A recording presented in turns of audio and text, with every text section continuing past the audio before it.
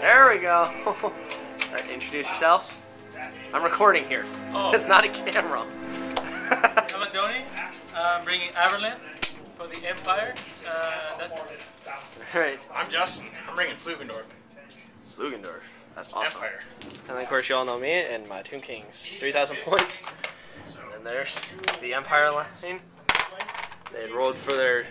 Andoni had already rolled for his wizard spells, and he just got a lot that's gonna hurt me. So we'll just... I do magic cards. Yeah, his order of the battle magic cards have already come in too, so he's really excited about that.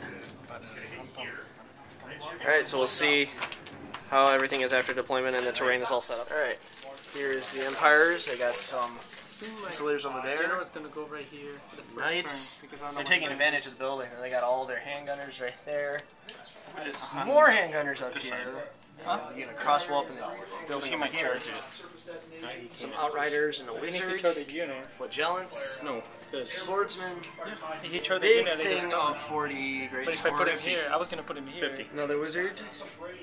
Some Halberdiers. Another thing of Swordsman. Crossbowman in the back. Cannon. A Lesser. And another cannon. He's got a big old smile on his face. And then of course I got my chariots and just my normal stuff. I increase these guys. Spread them out more for the Hordes rule with the new rule. Otherwise, my army is basically the same. Alright, so we'll see the end of the first turn. Alright, and the turn 1 here, everything from their line at least moved up. The swordsmen. Knights had made a charge over here, wiped out the unit of chariots here. These guys came back here, fired along with bowmen there, and all these gunners right here, and took out the Ushabti. Killed about 4 guys from this handgunners unit with my bowmen, and not much else has happened for my turn. So we'll see you at the end of turn 2.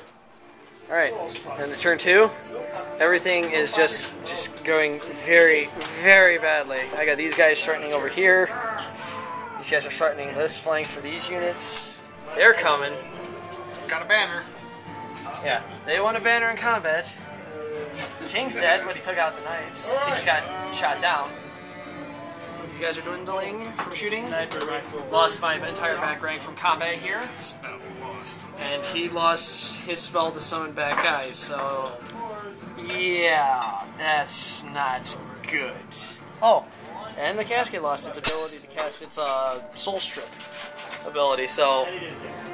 Kings are just very, very bad off right now. But we'll see how things turn out in turn 3. Alright. Turn 3 was very, very devastating. Bone Giant completely got just ass whooped by the flagellants here. They didn't even care. Catapults gone from a buttload of shooting, and he couldn't shoot, so due to misfire. After so many turns, this unit is gone thanks to the additional aid of the great swords here. Turn the tide, completely wiped them out. He finally killed off the crew and had these guys starting to run, so he's by himself finally. And my Tomb Guard are gone, so as well as my Hierophant, so my army is starting to crumble. So this is going to be a very short turn 4. We'll see how it goes. Hey, Battlebro Defense, well, the game, as you can now tell, the game has ended. Eventually, they all defeated my guys in combat and crumbled them. My priest got shot down by a huckling long rifle from my casket, so I lost everything in that match. But it was a very interesting battle for being only my second one in with the 8th edition rules.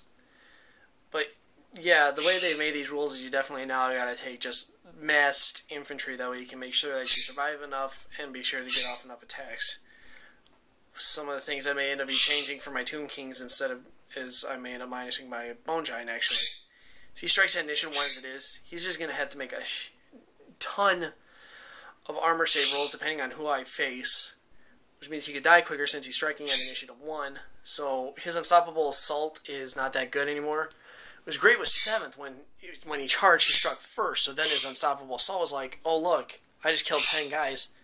Means your rank of guys with spears and stuff like that can now cannot attack anymore, so that was always really nice. So, but now he's just like, oh, initiative order, because he died to a thing of flagellants, which was pretty bad. Because they struck before him, so he never even got to attack off, even though he charged. So it was like, ugh. So I may be trying to actually possibly using my horsemen again, because cavalry aren't that bad anymore, and my heavy horsemen might actually be a bit better in this than they were before.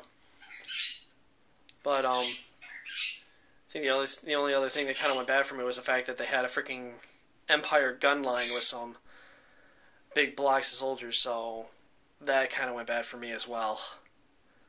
Otherwise, though, it was a very interesting game, and me and Andoni talked after the end of the game. We are actually hoping to get together next week, and I'll possibly bring I'll more likely take my ogres this time to try out the big block, as you've seen in the other video of the 14 ogres. Put a couple characters in there and just make it a big horde unit. So they're just like, that's just going to be a massacre right there. They're going to be trying to throw so many different spells and stuff like that to that unit, but this is probably not going to go too well for them if my bull's actually get into combat. So, but until then, I'll keep you updated, and like I said, hopefully next week I'll get another battle in, unless something comes up in which I can't make it, but more likely there will be a battle, so look forward to that.